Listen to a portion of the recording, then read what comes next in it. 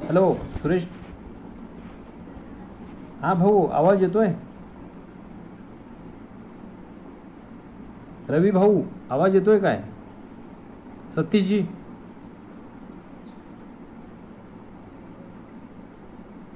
कनेक्शनमुळे खूप गैरसोय होते.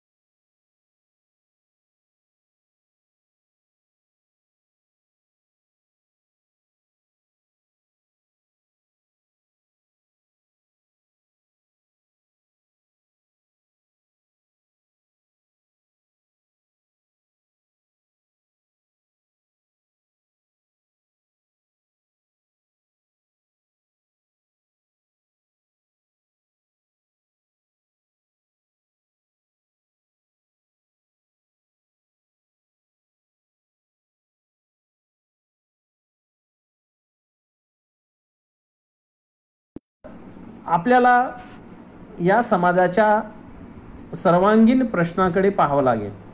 एक, या समाजाची शैक्षणिक स्थिती काय आहे, या समाजाची समाज संस्कृती काय आहे, आर्थिक दृष्टीने हा समाज कोणत्या स्थितीमध्ये आहे, आणि या समाजामध्ये जे स्वाभिमान आहे तो स्वाभिमान टिकवण्यासाठी हा समाज किती तत्पर आहे, किंवा स्वाभिमान टिकवण्यासाठी या समाजाकडे आज कोणती शक्ती आहे किंवा कुठलं सामर्थ्य आहे, आणि शेवटी या समाजाच्या सक्षमीकरणासाठी आपल्याला काय करता येईल, या सर्व प्रश्नांकडे वळत असताना मला एक आवर्जून इथल्या प्रेक्षकांना, चळवळीतल्या कार्यकर्त्यांना सांगावंसं वाटतं की या देशामध्ये कुठलीही एक जात ही स्वतः सक्षम असू शकत नाही किंवा स्वतःची प्रगती करू शकत नाही. कारण आज मातंग समाज आयसोलेशनमध्ये आहे, विलिंगीकरणामध्ये आहे. फक्त या समाजाचा उपयोग कसा होईल हेच प्रत्येक चळवळीमध्ये पाहायला मिळत आहे. आणि आज आपण आपल्या समाजामध्ये ज्या काही कर्मचारी संघटना आहेत, ज्या काही सामाजिक संघटना आहेत, जे काही राजकीय स्वरूपाचं काम करणारे काही युवक आहेत, या सर्वांची स्थिती बघितली तर ते आशादायी चित्र आपल्याला पाहायला मिळत नाही. पण जे सामाजिक चळवळीत काम करत आहेत, प्रबोधनाचं काम करत आहेत, धार्मिक प्रश्नावर, सामाजिक प्रश्नावर आणि सांस्कृतिक प्रश्नावर जे काही संघटना चालू आहेत त्या मात्र आशादायी दिसत आहेत. आणि म्हणून मातंग समाजासमोरील जे काही प्रश्न आहेत त्या प्रश्नापैकीच शैक्षणिक प्रश्न हा फार मोठा आहे. कारण मातंग समाजाच्या सक्षमीकरणाच्या मार्गातला हा प्रमुख एक मार्ग आहे की जो कोणालाही सहज स्वीकारता येईल. आज जरी शैक्षणिक व्यवस्था ही ब्राह्मणीकरणाने संपवलेली असली आणि भांडवलदारांच्या हातात दिलेली असली तरी डॉक्टर बाबासाहेब आंबेडकरांनी याला फंडामेंटल राईट्स म्हटलेला आहे. SC ST लोकांसाठी हा एक फंडामेंटल राईट्स आहे, मूलभूत अधिकार आहे, तो कोणालाच नाकारता येत नाही. आणि म्हणून मागच्या दारातून इंग्रजी शिक्षणाचा जो काही मोठा अवडंबर केले जात आहे किंवा फार मोठा फार्स केला जात आहे तो इथला ग्रामीण समाज आणि इथला शूद्रातिशूद्र समाज शैक्षणिक प्रवाहापासून दूर कसा जाईल याची तंतोतंत काळजी घेतली जात आहे. त्यामध्ये मातंग समाज हा सुद्धा बाधित झालेला आहे. पण तरी सुद्धा मला हे म्हणायचं आहे की आजही आपल्याला लोकशाहीप्रमाणे शिक्षण घेता येतं आणि म्हणून शिक्षणावर सर्वांनी कार्य केलं पाहिजे. कारण शिक्षण हे सगळ्या समस्येचं मूळ आहे. महात्मा फुले म्हणाले, विधे विना मती गेली, मती विना नीती गेली, नीती विना गती गेली, गती विना वित्त गेले, वित्त विना शूद्र खचले. आणि एवढे अनर्थ, एवढा सत्यानाश एका अविद्येनं केलेला आहे, अज्ञानानं केलेला आहे. आणि म्हणून आजही समाजामध्ये आपण एकमेकावर विश्वास ठेवायला तयार नाही. बांधवांनो, 30 वर्षापूर्वी आपण जेव्हा खेड्यात राहत होतो तेव्हा सगळ्या जाती धर्माची माणसं आपल्याला बांधवाप्रमाणे वागत होती. मग 30 वर्षानंतर आज असं काय झालेलं आहे की आज तुम्ही पाहता चळवळीमधले सगळे जाणकार लोक आहोत, जिथं तिथं जातीचे बेट तयार झालेले आहेत. प्रत्येकाला जातीशिवाय अन्न पचन होत नाही. मग तो सरकारी कर्मचारी असेल, सामाजिक संघटनेतला कार्यकर्ता असेल, घर घेताना एखादा प्लॉट घ्यायचा असेल तर जातीच्या शेजारीच घ्यावा लागत आहे. तुम्ही सकाळी मॉर्निंग वॉकला शहरी भागामध्ये निघालात तर जातीच्याच ग्रुपमध्ये जाण्याची मानसिकता होऊ लागलेली आहे. एखाद्या चहा पिण्याच्या महत्वाच्या हॉटेलवर गेला तर तिथे जातीची माणसं शोधत आहात. म्हणजे भारत देशामध्ये ब्राह्मणी व्यवस्था एवढ्या तळात आणि एवढ्या मूलभूत गोष्टीवर लक्ष ठेवून जातीचं काम वाढवत आहे. जातीचा अहंकार माणसामध्ये जेव्हा निर्माण होतो तेव्हा त्या समूहाचा सत्यानाश आठळ असतो.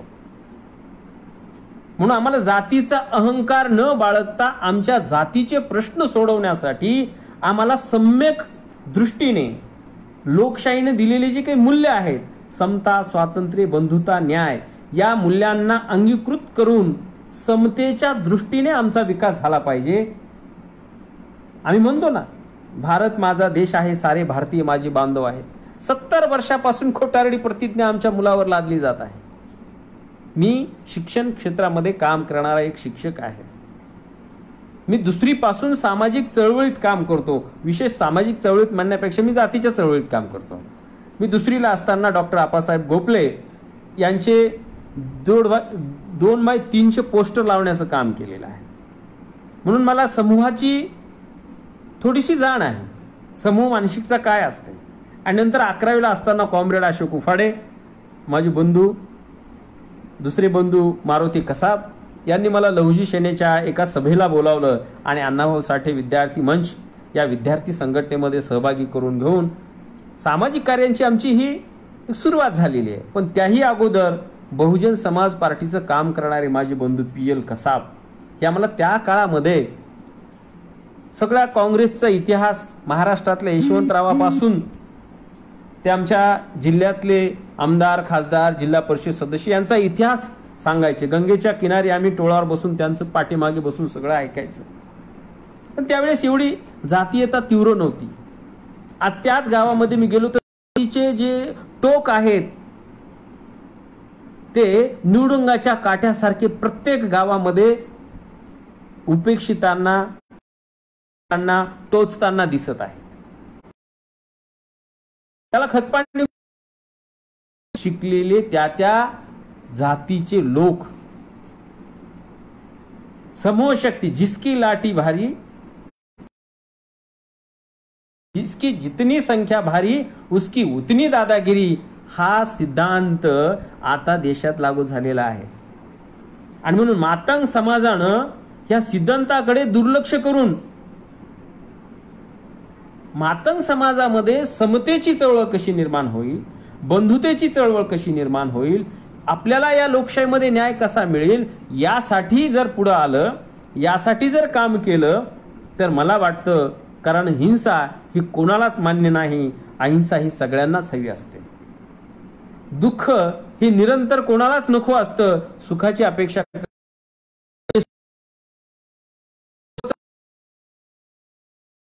पुढचा प्रवास दुःखाचा असतो.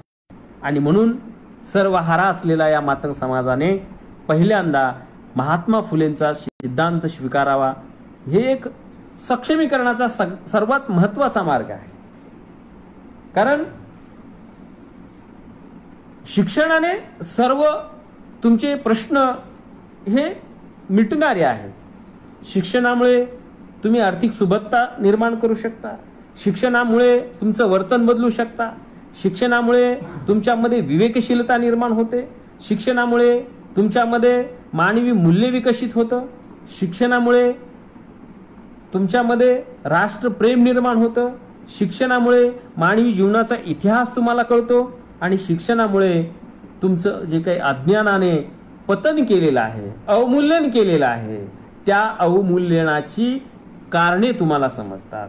आणि म्हणून मातंग समाजाच्या अवमूल्यनाची मूळ कारणे जी आहेत त्यामध्ये शिक्षण हे एक मूळ कारण आहे. एक साधं उदाहरण आहे. स्वातंत्र्यपूर्व कालखंडामध्ये डॉक्टर बाबासाहेब आंबेडकर यांच्या आंदोलनामध्ये महारही होते आणि मांगही होते. डॉक्टर बाबासाहेब आंबेडकर हे महार असल्यामुळे 80% महार होते, पण 20% मांग होते.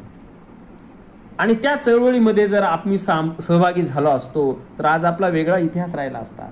परंतु दुर्दैवाने त्या काळातल्या परिस्थितीनुसार ब्राह्मणवाद्यांनी मातंग समाजाला बाबासाहेब आंबेडकरांच्या आंदोलनापासून रोखण्यामध्ये यश प्राप्त केलं आणि त्याचं जे काही अपयश आहे त्या अपयशामुळं मातंग समाजाचं प्रचंड नुकसान झालेलं आहे. आणि म्हणून आज शिक्षणामुळे काय होणार आहे तर शिक्षणामुळे तुम्हाला हा इतिहास कळणार आहे की 1956 नंतर धर्मांतरित झालेला जे आजचा नवबौद्ध समाज आहे त्याची जी काही सामाजिक, सांस्कृतिक, शैक्षणिक, राजकीय प्रगती झालेली आहे. आणि महाराष्ट्रामध्ये मिमी म्हणणारे जे काही रयतेचे राजे आहेत त्यांना कसे घाम फोडतात ते हेही आपल्याला पाहायला मिळत आहे. तुम्हाला काय विचारत नाहीत? तुम्हाला न विचारण्याचं कारण काय? तुमच्याकडे उपद्रव्य मूल्य नाही, तुमच्याकडे ज्ञान नाही, तुमच्याकडे चळवळीचा इतिहास नाही, तुमच्याकडे होणाऱ्या अन्यायाच्या विरोधात संघर्ष करण्याची क्षमता नाही. आणि ती क्षमता का नाही? कारण तुम्हाला मानवी मूल्यांचा इतिहासच माहीत नाही. तुम्ही अन्याय सहन करताय आणि अन्याय सहन कधी करतो माणूस? जेव्हा त्याला वाटतं की मी माणूस आहे की नाही हेच त्याला माहीत नसतं.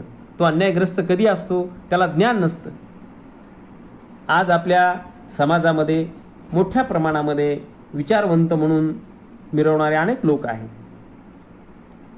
मोठमोठ्या चळवळी आहेत.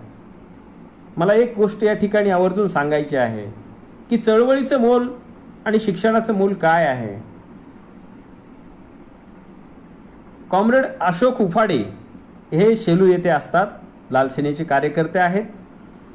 त्यांचे बंधू गणेश उफाडे होते, BA ला माझ्यासोबत होते, माझे सिनियर होते.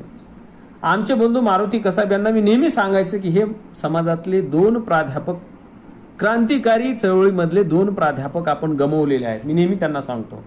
त्याचं कारण काय आहे? कारण हे विद्यार्थी चळवळीमध्ये तावून सुलाखून तयार झालेले कार्यकर्ते होते. दुर्दैवानं ते विद्यापीठीय शिक्षणापर्यंत पोहोचले नाही आणि पोहोचले परंतु त्या ठिकाणी ते व्यवस्थेमुळे यशस्वी झालेले नाही. पण मला आजही वाटतं की आमच्या सगळ्यांपेक्षा क्षमता त्यांच्यामध्ये जास्त होती. हे शिक्षणामुळं. आणि ती प्राध्यापक झाले नसले तरी आमच्या सारख्या प्राध्यापकांना ते आजही मार्गदर्शन करतात. हे चळवळीमध्ये शिक्षण घेत असताना मिळालेलं बळ आहे. कारण शिक्षणामुळे बौद्ध समाजामध्ये जे IAS, IPS, commissioner, Vidhan Parishad, Lok Sabha, मंत्रिमंडळ ही सगळीकडे जी मंडळी दिसत आहे नवबौद्धांची ती सहजासहजी तयार झालेली नाही. तिच्या पाठीमागे इतिहास आहे. त्यांच्यामध्ये प्रचंड ज्ञान लालसा आहे. ती मातंग समाजामध्ये ज्ञान लालसा नाही. आमच्या समाजामध्ये ज्या काही चळवळी आहेत, विशेषतः चळवळीमध्ये काम करणारे शिक्षण क्षेत्रातले लोक आहेत, ते काय करतात? ते पट्ट्या गोळा करतात. पट्ट्या गोळा करतात आणि जयंत्या साजऱ्या करतात. जयंत्या साजऱ्या करून काय करतात? एकमेकांचा उदो करतात.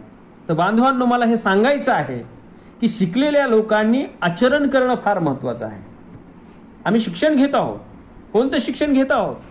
पारंपरिक शिक्षण घेत आहोत, परिवर्तनाचे शिक्षण घेत आहोत. कोणतं शिक्षण घेत आहोत? मातंग समाजातल्या लोकांनी फुले, शाहू, लहू, अण्णा भाऊ, मुक्ता साळेव यांचा जाज्वल्य इतिहासाचा जो काही वारसा आहे तो वारसा चालवण्यासाठी नुसते फोटोला हार घातले आणि चित्रांच्या माळा बांधल्या म्हणजे विकास नसतो, परिवर्तन होत नसते. त्या महापुरुषांच्या विचाराचं अनुकरण करणारे किती लोक आहेत? हा जर प्रश्न विचारला तर मला वाटतं माझ्यासारख्याला समाधानकारक उत्तर मिळणार नाही. कारण मी 25-30 वर्षापासून मातंग समाजाच्या सोबत आहे. आणि म्हणून बांधवांनो, आपण जे शिक्षण घेतलेलं आहे ते पुरामध्ये आलेलं फुरसन आल्यानंतर काही वनस्पती उगवतात नदीच्या काठाला. मी नदीच्या गावचा आहे. अनेक झाडं झुडपं उगवतात, ते पेरलेले नसतात. त्या पद्धतीने लोकशाहीच्या, सामाजिक न्यायाच्या ज्या काही योजना आहेत त्या परंपरेतून मातंग समाजामध्ये काही निर्माण झालेले लोक आहेत, नोकरदार लोक आहेत, ते तयार झालेले, त्यांना कुणी तयार केलेलं नाही. जसा शेतकरी जाणीवपूर्वक पेरणी करतो एखाद्या पिकाची, ती नवबौद्धामध्ये पेरणी झालेली आहे, तशी मातंग समाजामध्ये पेरणी झालेली नाही. ज्या काही चळवळी ह्या अपयशी ठरलेल्या आहेत. म्हणून मातंग समाजाच्या सक्षमीकरणासाठी शिक्षण ही एक मूलभूत गरज. मला एकच मातंग समाजामध्ये आंदोलन फार प्रभावी वाटतं, महत्वाचं वाटतं, ते म्हणजे डॉक्टर अप्पासाहेब गोपले यांचं, की ते निरक्षर होते आजच्या आमच्या चळवळीतल्या विद्वानांच्या दृष्टीनं, पण ते साक्षर होते आणि ते समाजाशी प्रामाणिक होते. त्यांचं आंदोलन किती यशस्वी झालं न यशस्वी झालं हा भाग वेगळा आहे, परंतु डॉक्टर बाबासाहेब आंबेडकरांनंतर महाराष्ट्रामध्ये एससी समूहामध्ये सर्वात जास्त रस्त्यावर समूह उतरवणारा एकमेव नेता आहे. मी नेता हा जाणीवपूर्वक शब्द वापरतो, ते म्हणजे डॉक्टर अप्पासाहेब गोपले. नंतर त्यांच्या चळवळीला जे काही मर्यादा आल्यात त्या आपण मर्यादासहित त्यांचं ते अस्तित्व मान्य केलं पाहिजे. तेवढं प्रामाणिक काम करणारा कोणीही नेता तयार झाला नाही. आज आपण पाहत आहोत, मी प्राध्यापक आहे पण मला नगरसेवक व्हावं वाटतं, मला ग्रामपंचायतचा सदस्य व्हावं वाटतं, मला जिल्हा परिषदेचं सदस्य व्हावं वाटतं, मला आमदार व्हावं वाटतं, मला मंत्री व्हावं वाटतं, मला महामंडळाचा अध्यक्ष व्हावं वाटतं, मला डायरेक्टर व्हावं लागतं. कशासाठी? दलाली करण्यासाठी. मी दलालीच करतो, मी समाजकार्य करत नाही. मी समाजकार्य करत असू तर मी माझ्या पदावर राहूनच काम केलं असतं.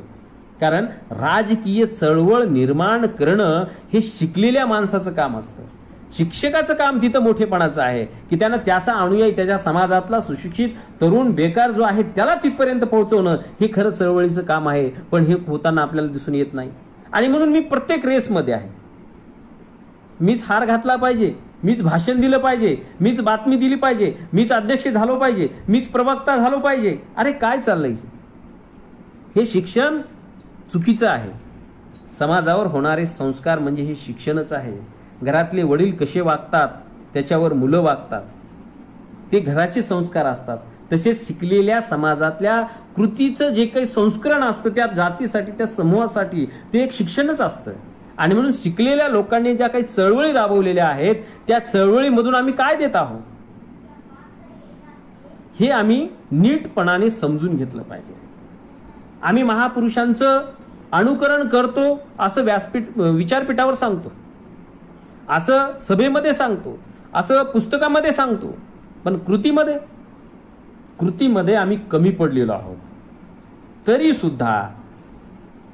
सुद्धा मातंग समाजामध्ये जे काही फुले शाहू आंबेडकरी विचाराचे अनुयायी तयार झालेले आहेत. स्वातंत्र्य पूर्व कालखंडामध्ये बाबासाहेबांच्या काळामध्येही बऱ्याच लोकांनी काम केलेलं आहे आणि नंतरही खूप लोकांनी काम केलेले. त्यामध्ये अलीकडच्या काळामध्ये 80च्या नंतर ज्या चळवळी झाल्या त्या चळवळीमध्ये ॲडव्होकेट एकनाथ आव्हाड आहेत, प्राध्यापक सुकुमार कांबळे आहेत, आत्माराम चांदणे आहेत, अंकल सोनवणे आहेत, रमेश राक्षे आहेत, नानासाहेब कटाळे आहेत, नंदाताई तायवडे आहेत, प्राध्यापक डी आर कसाब आहेत, बाबुराव गालफाडे आहेत, आर के त्रिभुवन आहेत, GS दादा कांबळे आहेत, सुरेशभाई चौथाईवाले आहेत.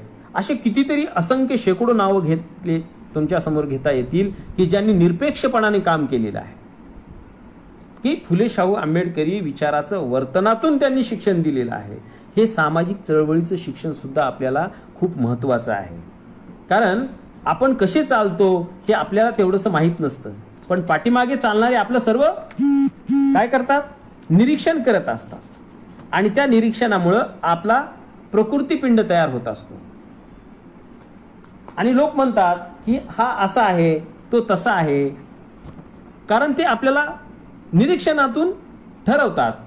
म्हणून जीवनामध्ये जे काही संघर्ष आहेत ते संघर्ष आपण अनुभवले पाहिजे. कारण शिक्षण ही एक अशी गोष्ट आहे की त्या गोष्टीमुळेच आपल्याला या जगाची ओळख होते, समूहाची ओळख होते. आणि म्हणून शिक्षणाशिवाय आपलं जे काही अधपतन आहे, होणारा अधपतन थांबणार नाही. कारण मुक्ता साळवेंनी सुद्धा सांगितलेलं आहे की शिक्षणासाठी जास्तीत जास्त झटलं पाहिजे. कारण तुम्ही धर्म नसलेली माणसं आहात. वाईट कर्मापासून तुम्ही दूर राहिलं पाहिजे. कारण शिक्षण जर नसेल तर महात्मा फुले म्हणतात तसा तुमचा, कारण ब्राह्मण आणि इथली भांडवलशाही या दोन्ही व्यवस्था तुम्हाला जगू देणाऱ्या नाही आहेत. कारण शिक्षण जर नसेल तर तुम्हाला लोकशाहीमध्ये कुठल्याही व्यवस्थेमध्ये प्रवेश करता येणार नाही. आज जी काही आपली भयान अवस्था आहे, मी महाविद्यालयात 16-20 वर्ष झालं नोकरी करतो. तर एका ठिकाणी मी 4 वर्ष केली, दुसऱ्या ठिकाणी 16 वर्ष झालं नोकरी करतो आहे. तर माझ्या 16 वर्षाच्या आयुष्यामध्ये माझ्या महाविद्यालयामध्ये 20 ते 25 मुलं मातंग समाजाची बाहेर पडली असतील 16 वर्षाच्या आयुष्यामध्ये. हे वास्तव आहे. याकडे समाजकारणात काम दुर्दैवाने फार भयानक आहे. आणि म्हणून येणाऱ्या काळामध्ये जे काही परिवर्तन मध्ये काम करणारे लोक आहेत, तरुण आहेत, यांनी पहिल्यांदा शिक्षणाकडे लक्ष दिलं पाहिजे. शिक्षण हे मूळ पाया आहे. चारित्र्य, नैतिकता गोष्टीची जाणीव होते. आणि म्हणून मातंग समाजाला आज खऱ्या अर्थानं उच्च शिक्षणाची गरज आहे. त्यामुळे तुम्हाला जगातल्या मानवी वेगवेगळ्या जीवन संस्कृतीचा इतिहास कळल्यानंतर तुमचं भारतातल्या समाज जीवनामधलं अस्तित्व तुम्हाला शोधता येईल, त्याचे सिंहावलोकन करता येईल. आणि म्हणून कबीराने जे काही सांगितलं, ज्ञानाचा मार्ग सांगितला, महात्मा फुलेंनी ज्ञानाचा मार्ग सांगितला, आणि मुक्ता साळवेनं 4थीला असताना सांगितलं की जेव्हा तिचा पहिला नंबर आला तेव्हा ती म्हणाली की मला चॉकलेट नको आहेत, तर मला ग्रंथ हवे आहेत. मग आम्ही कोणाचा, मग आमच्या घरामध्ये ग्रंथ आहेत काय? आम्ही निष्ठेनं शैक्षणिक कार्य करत आहोत काय? तर मला वाटतं बहुतांश लोक करतही असतील, परंतु समाजामध्ये ज्या पद्धतीने प्रगती व्हायला हवी होती, ज्या पद्धती होता त्या पद्धतीनं झालेला दिसतं की आपण प्रामाणिकपणानं कार्य केलेलं आहे. माझ्यापर्यंतच्या पिढीपर्यंत प्रामाणिकपणानं कार्य केले. शिक्षणाची चळवळ ही फार महत्त्वपूर्ण आहे. कारण शिक्षणामुळे तुम्हाला मानवी जीवनाचा इतिहास कळतो. त्याचं भारतीय लोकशाहीमुळेच समाज व्यवस्थेमध्ये सुद्धा समाजाचा महत्वाचा एक मुद्दा आहे, तो म्हणजे शिक्षण. कारण जोपर्यंत आपण शिक्षण घेणार नाहीत तोपर्यंत आपल्याला बाकी कुठल्याच गोष्टी कळणार नाहीत. आज आपण पाहत आहोत ही बौद्ध समाजाची जी प्रगती आहे ती अनेकदा उच्च आणि समाजातले जुने लोक म्हणतायत, नवे लोक म्हणतायत, काही RSSनं पेटवून दिलेले, शेपटाला काडी लावलेले लोक आहेत, तेही म्हणतायत की वेगवेगळ्या मुद्द्यावर मांग महार हे वेगळे आहेत, त्यांच्या समस्या वेगळ्या आहेत, आमचं वेगळं आहे, त्यांचं वेगळं आहे. ठीक आहे ना. बाबासाहेब आंबेडकरांच्या कालखंडामध्ये ज्यांनी धर्मांतर केलं, ज्यांनी ज्ञानाचा मार्ग स्वीकारला, त्यांची प्रचंड प्रगती झालेली आहे, हा एक आलेख आहे. आणि दुसरीकडे जे हिंदू धर्मात राहिले, जे भयग्रस्त राहिले, जे ग्रामीण भागात राहिले, त्यांचा विकास निश्चितच झालेला नाही. त्याचं कारण आहे त्यांना बलुतेदारी डबल मिळायची आणि त्या बलुतेदारीमध्येच ते मशगूल राहिले. त्यांना कोणी सांगायला आलं नाही आणि ते अन्याय अत्याचार सुद्धा तसं सहन. त्यांची प्रगती आणि सकाळी परिचय देताना होता 2000ला GS दादा सोबत लॉंग मार्च आम्ही काढला. त्या लॉंग मार्च मध्ये आम्ही एक मुद्दा महत्वाचा होता की मातंग समाजाला स्वतंत्र आरक्षण मिळालं पाहिजे. मला लक्षात आलं की आरक्षण मिळणं लोकशाहीच्या की मातंग समाजामध्ये क्षमता नाही आणि मातंग समाजाला दया दाखवणार सभागृहामध्ये. त्यासाठी मग काय करावं लागेल तर मातंग समाजालाच ती परिस्थिती निर्माण करावी लागेल. आणि म्हणून सुरेश भाई होते मी PI चाटे यांच्या अंगावर त्यांची काढली होती. तर ते आठवतो, कारण सुरेश चौथ्यावाले सरांनी पॅन्थरमध्ये नामांतर लढ्यामध्ये केलेले दगड खाल्लेले आहेत. ते त्यांना तिथलं वातावरण होतं माहीत, आणि आम्ही होशमध्ये होतो, बेहोशमध्ये होतो, त्यामुळे आम्हाला ते माहीत नव्हतं. पण पोलिसांनंतर मग त्यांनी सांगितलं की एवढं आक्रमक होणं बरोबर नाही. आणि मग आम्ही समाजाचं चुकतंय कुठं, तर मराठा समाजामध्ये बोलणारे लोक नाहीत, राजकीय आधार नाही, राजकारणामध्ये अस्तित्व नाही, शिक्षणामध्ये अस्तित्व नाही, नोकऱ्यामध्ये अस्तित्व नाही. आणि मग आम्ही अण्णाभाऊ साठे विद्यार्थी मंचच्या माध्यमातून गावोगाव शिक्षणाची गंगा साठी प्रयत्न, साहेब लोंढे असतील, आमचे राजे असतील, काय केलं